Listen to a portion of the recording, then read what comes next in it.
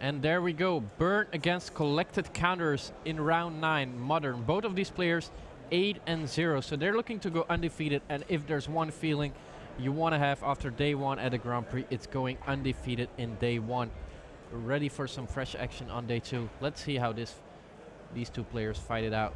Turn 1, Razorverge ticket and Noble Hire for Tony Ramis Pascual up against Andre Aldea. He's starting with Sacred Foundry and Monastery Swift Sphere, getting it for 1. I like it. The red sleeves, the red deck box, playing Burn. No compromises. The red shirt saying I'm playing Burn. But just on paper, the collected company deck here should be favored on a matchup level, because not only do you have a creature-based combo deck, but also you are running kitchen things, which are not something the Burn deck likes to see. The Squatch Recruiter on turn 2 for Tony Ramis Pascual. He can opt to block the Swift Spear. Do you think that's a good choice here? No, I mean Andre was basically signaling Lightning Bolt there. If you block, Andre I think has a really good play of actually killing the Hierarch. I think that's more important than dealing 3 to the face. Andre is not quite on that strategy though. I think he's going straight for the throat. Yeah, doesn't really mind the Duskwatch Recruiter. Kind of slow in this matchup, as we see. It takes 3 mana to activate, but of course it might transform if there's no spell played. Well, the Lightning Bolt was played last turn, so it's not going to transform this turn. Maybe next one. What's going on? No, it shouldn't transform. There was the Lightning Bolt, right? Yeah, this is this is getting fixed as we speak. Bit of confusion there. Yeah, and now 3 mana up. He could activate it, as we said. He does also have, it's either an Engineered Explosive or an Eternal Witness. It's Eternal Witness. Yeah. So lands. Tony's hand is actually super weak. He's getting in for 3 though. Thanks to Exalted on the Noble Hierarch. Recruiter attacks. Put Andre down to 15. Tony Ramis Pascual, he should be at 14 if Yeah, the 5 points of damage have not been updated. So he's going down to 14 now with the fetch land. I would be very surprised if we saw a non-basic land here. Oh, the mana doesn't seem to be the issue. Oh, interesting. Okay, yeah, he's putting it because he doesn't have anything to do with the mana anyway. So the option here is Eternal Witness, get back the land, which is kind of useless, or try to activate the Recruiter. I think this is the better play, because you kind of want to be racing with the Gavany Township. You want to kind of not play another spell. I think this game. Yeah, now the Duskwatch Recruiter will transform, because Andre is still stuck at 1 land, holding a couple of 2 mana burn spells. We saw Skullcrack, we saw Boar's Charm. There we have the Krallenhord Howler. Is it a German name? Krallenhord. Yeah, it's kind of German. So creature spells you cast cost 1 less to cast, and at the beginning of each upkeep, if someone should play 2 spells, it has to transform back again. And now it is a 3/3 though, so with an attack from Noble Hierarch, it becomes a 4/4.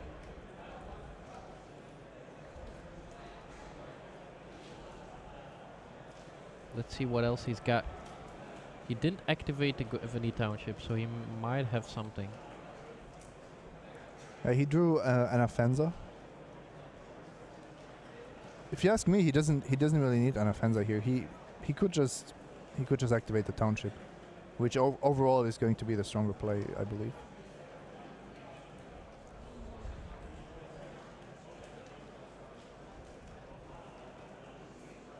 He's still giving it a little bit of a thought.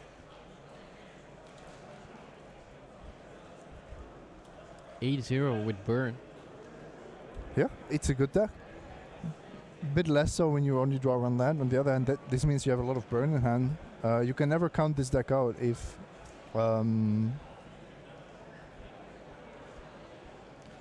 don't have ways to gain life or to prevent burn from out top decking you. I also think if you know what you're doing, no, this is not correct. Will not flip back so easily. So puts +1/+1 on every one of them. He could have lightning. I think he drew a lightning bolt, so he could have actually killed the lightning bolt in response. I killed the 3/3 in response. But seems like he waited a bit too long, and now he's got to go for the Eternal Witness. With the Gavany Township on the stack, of course, he could have still killed the 3/3. But he might have waited a bit too long. And now the 4/4 is too big for the lightning helixes. So this might have been mattering quite a bit. This is a really weird game. I think if Tony now just gets a basic, he can actually attack for so much that Andre is just guaranteed that next turn. He could even attack with the hierarchy. There's no risk in going down to 12 and putting Andre on a 2-turn clock. Yeah, there we see it. Might be some like double lightning helix just to gain some more life. Yeah, if we're already gonna see a chum block, that's not good news when your opponent's still at 12 life. No, it's actually. I think it's just not possible. I mean, if your hand is 4 lightning helixes, maybe you have it. You are hoping that this game continues for a while, but Gavany Township just makes racing basically impossible. Yeah, and Eidolon, yeah, there we see the scoop, still on 1 land. A bit unfortunate for Andre Aldea, but he did make it 8-0 up till here, so he sure will be fighting next game against the collected counters. He didn't see kitchen things though, so I'm sure he thought he had a chance, but then just never drew a second land. He kept a 1-lander on the draw, which is completely reasonable with Burn. You can play a full game with only having drawn 2 lands. And like I said, the less lands you draw, the more burn you draw. So it's actually good. You shouldn't try to mulligan for hands that have 3 or 4 lands, because then you are most likely not going to have enough burn. Yeah, but 1 land is of course not enough in the long run, unless you draw all of your lightning bolts and lava spikes. Tony Ramis Pascual seemed to be quite experienced. He played pretty well, I feel. Yes. Cautious, but that's always a good thing to do against burn. When you're so far ahead, you don't need to risk anything. Nobody will be super experienced with the collected company deck with Vizier, although people had some time to play it, especially on Magic Online. There are also some communities which play Modern very regularly. So yeah, we will see. And while these 2 players are cyborging for game 2 and 3 in round 9, we're gonna show you some commercials, and after that we're gonna be back with more action.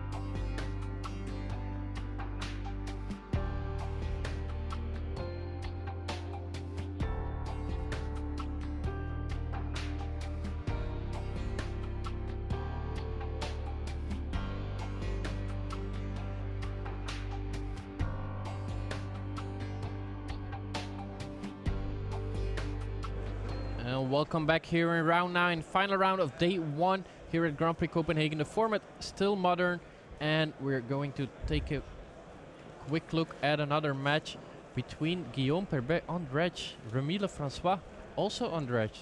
And what's good in the dredge mirror? Leyline of the Void. That's what last time I checked, that was the thing. Let's see if Remy can put up a fight against that card. At least he's up a game, so even though he did not see the best start of game 2, he's up a game. But it looks like Guillaume even has a workable hand here. So he did mulligan into Oblivion to find the leyline, which I feel is a valid strategy. You can the leyline is such a trump. You can basically beat the mirror even if you only keep 3 or 4 cards. There we have it, Leyline of the Void. If you have it in your opening hand, you may begin the game with it on the battlefield. Means you do not have to pay mana for it.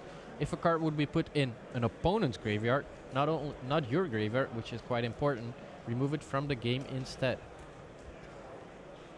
I like having access to Leyline of the Void, especially when you're playing Dredge. You need something for the mirror, and it's the most effective card. It has some other fringe uses as well, because it will stop Living End. It will make it much harder for Storm to win, and so on. In the meantime, Neonate getting in for 1. I guess that's the plan Remy is on right now. Just get in with these beaters. Cathartic Reunion. Get rid of all of these cards which will never do anything anymore, including Life from the Loam. Do you bring in Nature's Claim or something similar? Yeah, when you sideboard for the Dredge mirror? It's hard to say. I used to sideboard in a couple of ones because you're just so dead against Leyline of the Void. But it seems like our first match is still going, so we're gonna move back to that and see who's gonna end up undefeated between Andre Aldea and Tony Ramis Pascual. As we already know, Tony Ramis Pascual up a game, but now facing a turn 1 Goblin Guy. At least he revealed a land of the Goblin Guide because he's holding 9 cards.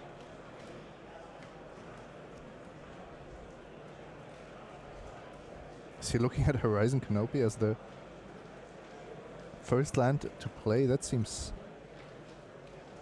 painful. There we have Goblin Guide, one of my favorite creatures in Magic. Haste 2/2 for 1 red mana. Whenever it attacks, defending player reveals the top card of his or her library. If it's a land card, that player puts it into his or her hand. Yeah, seems like oh, this is a strange turn 1 from Tony Ramis Pascual. Turn 1 Pain Land, discard the life gainer. Go. Now Riftbolt suspend. Does he once again have a 1 mana hand? He might have mulligan. That's a good one. That would have been a better turn 1. He actually, I think he's holding 2 forests, but he wanted to have the white source to play Path to Exile. Yeah, once again a 1 land hand for Andre.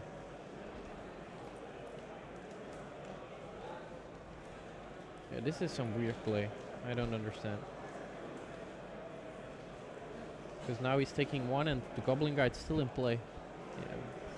Well, I understand that you don't want to Path to Exile your opponent that just played, just passed with a single land.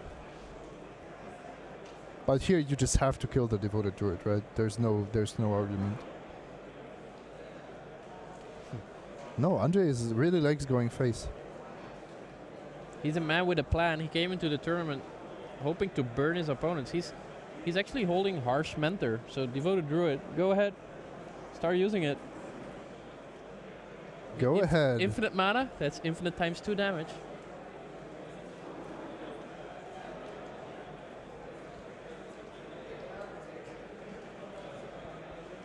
Lava Spike, put you at 10. Half your life is gone.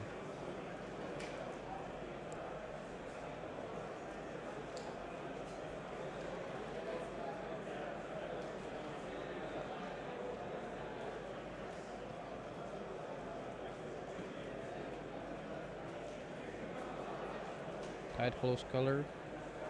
There we have it, the Harsh Mentor. Double Skull Clamp. Lightning Bolt and Boris Charm.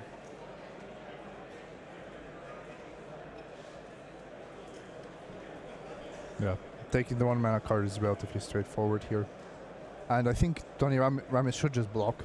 the Goblin Guide next chance he has. Does take another damage because of Horizon Canopy.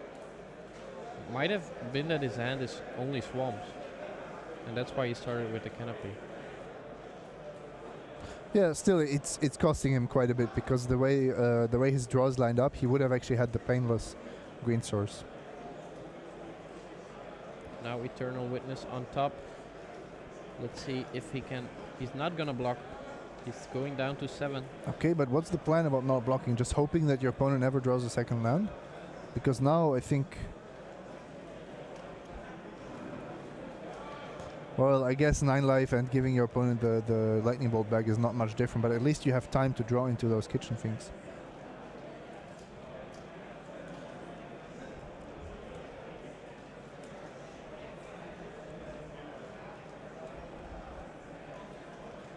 Kitchen Finks is not good enough against Skullcrack, right? No, now you would need to Collected Company into some of these cards. Yeah, there we have Skullcrack. Players cannot gain life this turn, so Kitchen Finks won't gain you life if Skullcrack is cast in response. And here you see the example where Andre was stuck on one land again, but now he drew the second land and suddenly it's a completely different game because Tony has a little bit of work to do. On the other hand, his hand looks really, really good. Collected Company, Court of Calling, Path to Exile. He just needs to find something with these cards, and I think he's good. And of course, the Collected Company is a bit risky because it can whiff, but I think it's probably better than Court of Calling, just for pure efficiency reasons. If you chord for Kitchen Finks, you are also taking one more point of damage, which I think is so 3, 4, 6 life. Here we have Boros Charm. Choose one. Boros Charm deals 4 to a player. Permanents you control gain indestructible, or target creature gains double strike. Most 90% of the time, this will be the first option. The second and third option rarely get used. Yeah, it's in this matchup at least, or in this deck. The burn player actually has a very few ways to get creatures to 3 power or more, which is the only way to make the double strike version better, like more damage efficient than the 4 damage. So how big of a chance is that you whiff with Collected Company if you have 4 Kitchen Finks? Like if you the danger that you don't find it. Yeah. I don't know. It's certainly there, but you'll have how many cards left in your deck? 45. And every you have a 10% chance every card to be a Kitchen Finks. I would risk it. You have to take some risk, and this is a good one to take. Yeah, this is also a nice hit. And Dust Collector. Sin Collector, yes. Sin Collector. The Squatch Recruiter, Sin Collector. Sin Collector, basically another 3 life if the game goes long enough. If it comes down to it. And now he could actually Court of Calling for 1 to find the sacrifice creature to gain another 2 life if he wants to. There's something tricky about Court of Calling, which is that it's triple green. It's easy to overlook, but this has happened to me a few times when I played Melera combo. You actually often cannot cast it. Yeah, with Horizon Canopy, Kitchen Finks, and 2 non-green creatures, it is not a possibility. Also, I mean, if you untap and you're now, well, actually, you weren't guaranteed to see another turn, right? You were still only hoping for that to happen. I think Tony is probably still going to lose this game. What do you think? You think? I don't know. Yeah, 5 life is just not enough, I think. Yeah, but Andre is out of burn. He's got 1 Skullcrack. That's it.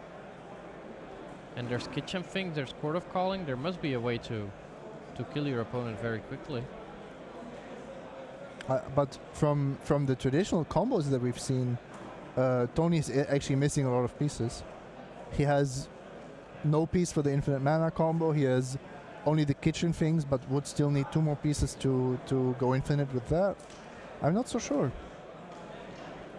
He's still at 4 life, so Andre either needs to draw a Boros Charm or 2 more burn spells. Does Andre have a land? No, he's got Harsh Mentor and something. And, and the Skullcrack. I mean, this Harsh Mentor looks pretty bad, but I assume it would have been good had it entered the battlefield at some point. You could also Court of Calling, Witness it back, Court of Calling again. So I think it's looking pretty good for Tony.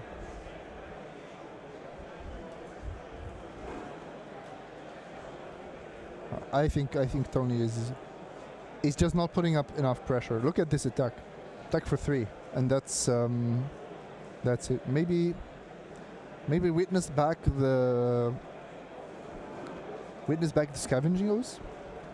Yeah, but there's not a lot of creatures in the graveyard. He's going for a Burst of Paradise.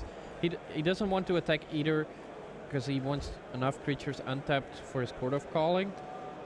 And I think Andre is not going for anything. Yeah, and this is correct. It's like the cat and mouse game, where Tony cannot gain life as long as Andre has the Skullcrag up. And what's going to happen is Andre will need to draw a land. If he does, he can play the Harsh Mentor, and then he will try to draw another burn spell and then finish Tony off with just with regular burn spells with Skullcrag backup. And also Skullcrag, Collected Company or Court of Calling for 2 life is actually not the world. It's not that this just crushes the burn player.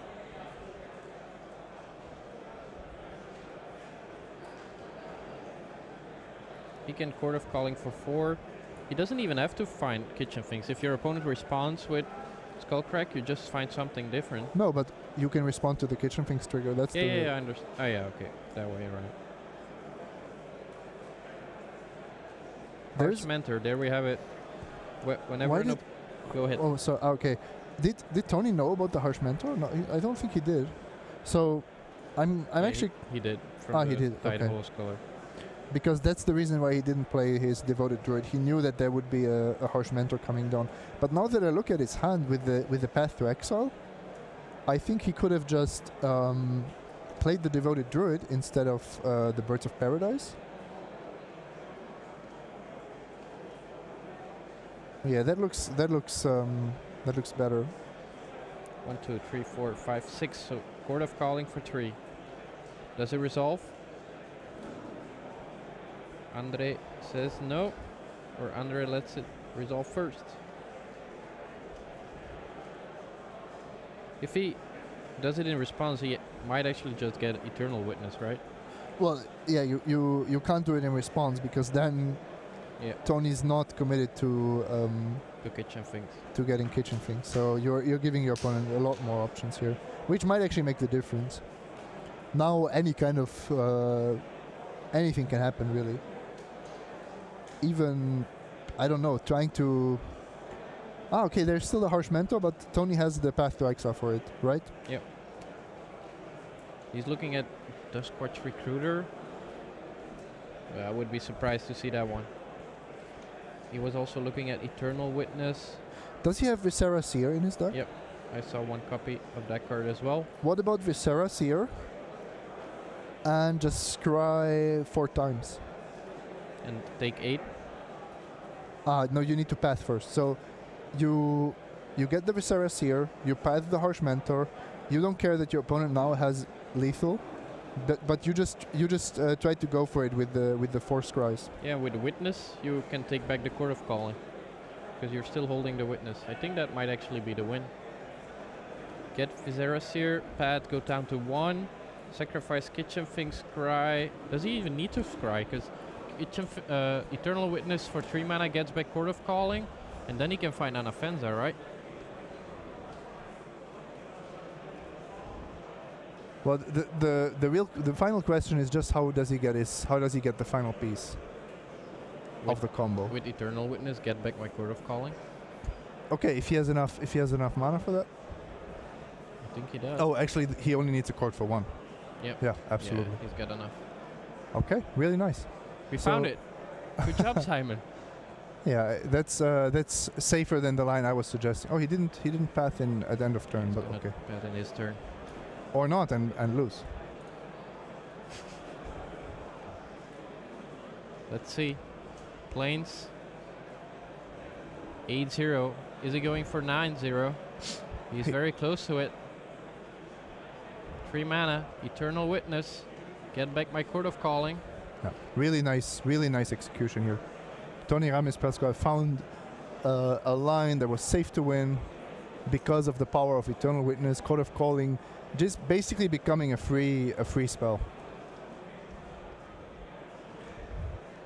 Search for 2 mana. Don't need an Offensa. Let's see. Where is my Viscera? Seer. There we have it. Kitchen Finks with Vizier of Remedies. I gain infinite life, and I will attack you quite soon. I don't think the burn deck can win against infinite life. No, it has a tough matchup, but once the collected counters deck has infinite life, it's actually over. You can deck him. Yes. Yeah. Okay, that's it. Tony Rames Pascual 9-0 with collected counters. Andre Aldea still did quite a good job. Burn 8-1 after round 9 here at Grand Prix Copenhagen. Let's see if we've got some more matches for you. And we do. We still have the Dredge matchup, of course, with Leyline of the Void for Remy Lafrancois. Oh, this is game 3 already. We saw game 2, Leyline of the Void from Guillaume. It seems like game 3 he found it once again. Let's see if there's a way back for Remy, but this doesn't look very good to me. No, and even though Remy now knew about the Leyline potential, it seems that it's still taking over the sideboarded games. Remy won game 1, and now it looks like he just doesn't have the answer to the sideboard hate, which is understandable. If you're playing Dredge and you're expecting just a few Dredge decks in the tournament, you don't necessarily pack the graveyard hate. Yeah, but Guillaume Perbet, from my feeling, was ready for it. There we go. Attack with quite some guys. 2 Dredge decks at 8-0. I mean, that says something, right? Yeah. The matchup against Death Shadow is just really, really good. That's for me the main reason to play this deck. And now that people are playing more and more creature decks, the Conflagrates just also looks really amazing. Life from the Loam, get back 3 lands. Does he have the Conflagrate to finish the deal right away? Remy Lafrancois, he's at 8. How many cards in hand for Guillaume? 3, 4, 5, 6. Yeah, that's 8. Seems like Guillaume Perbet will be our second 9-0 player of this tournament. He's gonna keep 1 card. Dealing 8 is enough.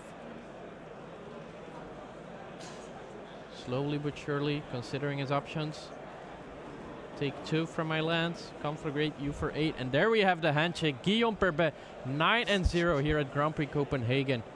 Yeah, Remy complaining about the unfairness of Leyline of the Void. Well, if I were a Dredge player and I was 8-0, I wouldn't complain about one opponent who's got the hate. No? I would. You would still complain? Well, you want to Pro Tour with John, so yeah, I can see that. There we have it. Our 2 matches in round 9 here at we saw so many different decks. In the end, this match, we haven't seen Grixis Dead Shadow. Dead Shadow in the top undefeated. They're still playing, right? As we know. But we know that there were at least 2 matches with Death Shadow involved. We don't know how the what was his name, Murphy? We don't know how Murphy did with the Grixis Death Shadow, but Holtman is playing John Death Shadow, classic version. And they are still going. That is Holtman up against Andersen. So let's move over to that match and see who's winning. Let's just update the graphics for you guys so you're up to date with live totals, with game totals.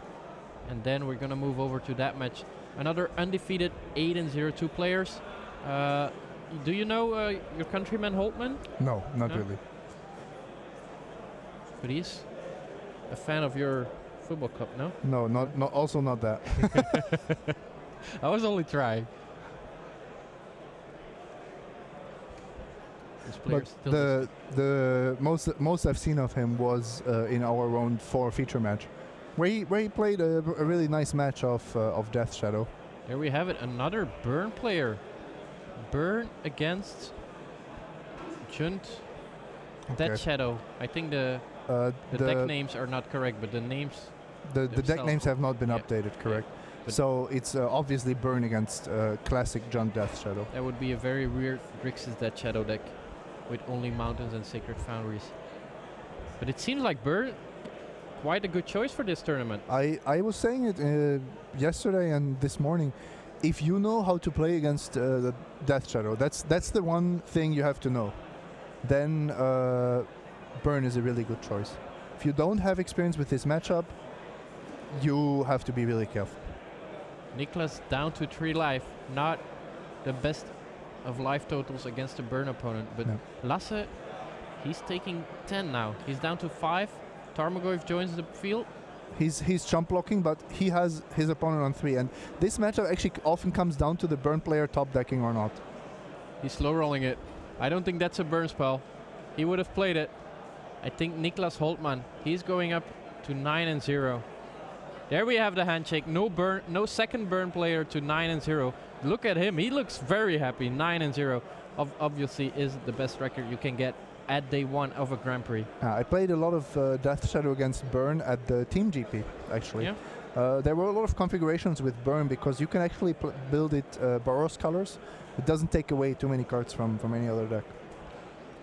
And it seems like we have 1 Death Shadow, 1 Burn, 1 Collected Company, and 1 deck we do not know undefeated after round 9 here at Grand Prix Copenhagen. That's it for Magic to play this round. Let's move over back to the booth.